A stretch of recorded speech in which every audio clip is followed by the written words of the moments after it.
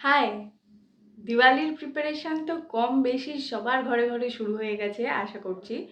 হ্যাঁ, আমি ভিডিওটা লেটে দিচ্ছি ঠিক আছে, কিন্তু লেট হলেও এই লাস্ট মিনিটে এমন কিছু জিনিস তোমাদের সাথে শেয়ার করতে চলেছি যেটা তোমরা এই হাতে একদিন বা দুদিন থাকলে ইজিলি রেডি করে ফেলতে পারো।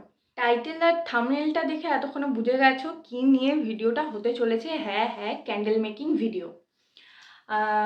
আমিও জাস্ট ইচ্ছা হলো, ঘরের জন্য আমার কিছু বানানোর ছিল, আর ভাবলাম যে সামনে দিওয়ালি আছে, চলো তোমাদের সাথে শেয়ার করে ফেলি। তোমরা নিজের ঘরের জন্য হোক বা দিওয়ালি পারপাস, ইনডোর বা আউটডোর দুখানেই এই ক্যান্ডেলগুলো ইউজ করতে পারো।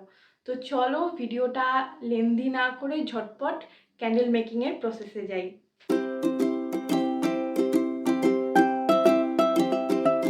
ফার্স্টেই মাটির প্রদীপগুলোকে আমি 10 থেকে 15 মিনিটের জন্য জলে ভিজিয়ে রেখেছি। তারপর জল থেকে তুলে আবার সেই 10-15 মিনিটের জন্য বাইরে রেখে ভালো করে শুকিয়ে নিয়েছি। যেহেতু হাতে সময় কম, তাই জন্য বলবো যে লোকাল কোনো স্টোরের থেকেই এই প্যারাফিন আমি নিয়েছিলাম। তোমরা যে কোনো রকম ক্যান্ডেল ওয়াক্স নিতে পারো যদি অ্যাভেলেবেল থাকে। আমাদের এখানে ছিল না, প্যারাফিনটাই পাওয়া যায় সবসময়, তো এটাই নিয়েছিলাম। যেই দোকানগুলোতে পুজোর জিনিস পাওয়া যায় সেখানে মোটামুটি এই জিনিসটা পাবে। আর কালারিং কিছু মোম ছিল, সেখান থেকে আমি লাল মোমটা নিয়ে সেটাই গলিয়ে নিচ্ছি মাইক্রো ওভেনে। এই 10 থেকে 12 মিনিটের মতো দিলে জিনিসটা গলে যায়। তোমরা ডবল বয়লার প্রসেসও ইউজ করতে পারো। ওই ওভেনের মধ্যে গরম জল নিয়ে তার মধ্যে এই মোমের বাটিটা বসিয়ে 15-20 মিনিটই লাগে, টাইম গলে যায়। আর যদি তোমরা প্যারাফিন বা কোনো রকম ক্যান্ডেল ওয়াক্স না পাও, সেক্ষেত্রে যে নর্মাল মোম পাওয়া যায় সেটাই ইউজ করতে পারো।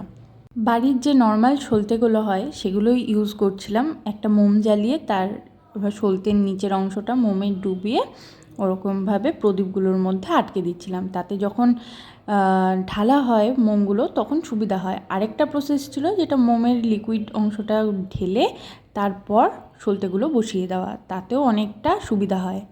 প্যারাফিনটা গলে এলে এর মধ্যে অনেকটা পরিমাণে আমি এসেন্সিয়াল অয়েল ইউজ করেছি। তোমরা যে কোনো রকম ফ্রেগরেন্স অয়েলও ইউজ করতে পারো।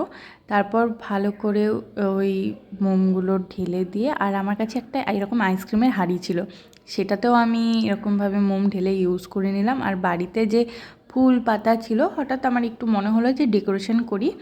80% মোমটা শুকিয়ে যাওয়ার পর উপর থেকে এরকম ডেকোরেশন করেছি। আর এক্সট্রা যে সলতেটা ছিল সেটাকে ভালো করে কেটে নিয়েছি, তাতে মোমটা একদম রেডি ইউজ করার জন্য। 1 কেজি প্যারাফিনে মোটামুটি 90টার মতো এরকম সাইজের প্রদীপ ভর্তি করতে পারো। আর আমি বা ঘরের জন্য বানিয়েছিলাম কালার আর এসেন্সিয়াল অয়েল চেঞ্জ করে এরকম কাচের জারে। তো এরকমও কাচের জারে প্রায় 10-12টা ভর্তি করে ফেলতে পারো 1 কেজি প্যারাফিনে। মোমে কালার আনার জন্য অয়েল বেস কালার সবার কাছে অ্যাভেলেবেল থাকে না, তো আমি ইয়েলো কালারটাই এনেছি।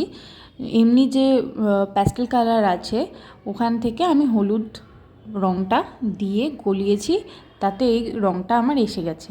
তোমরাও এরকম বিভিন্ন কালারের সাথে এক্সপেরিমেন্ট করতে পারো। নেক্সট শেয়ার করব ওয়াটার ক্যান্ডেল। এখানে দুরকম রং দেখা যাচ্ছে। সবার বাড়িতে ফুড কালার বা কালার অ্যাভেলেবেল নাই থাকতে পারে। আমি এখানে সাদা রঙটা নিয়েছি 2 চামচ দুধের সাথে জল মিশিয়ে, আর লাল কালারটা করেছি 1 চামচ আলতা আর জল মিশিয়ে। তোমরাও এইভাবে বিভিন্ন রকম জিনিসের সাথে কালার তৈরি করতে পারো, বা নর্মাল জলেই ও নিচে পার্ল দিয়ে তার উপরে ক্যান্ডেলটা জ্বালাতে পারো।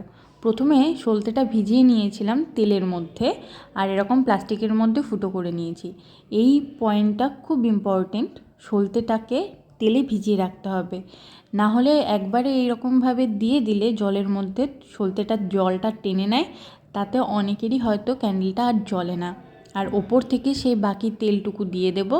তেলটা যেহেতু জলের ওপর ভাসছে, আর সলতেটায় আগুনটা দিয়ে দিলেই দেখতে পাবে সাকসেসফুলি জিনিসটা জ্বলছে।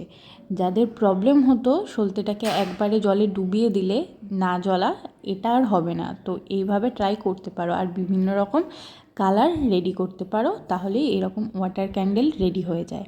আর যেহেতু নিচে জল দেওয়া থাকে, আর অল্প তেলেই বেশ অনেকটা সময় চলতে থাকে।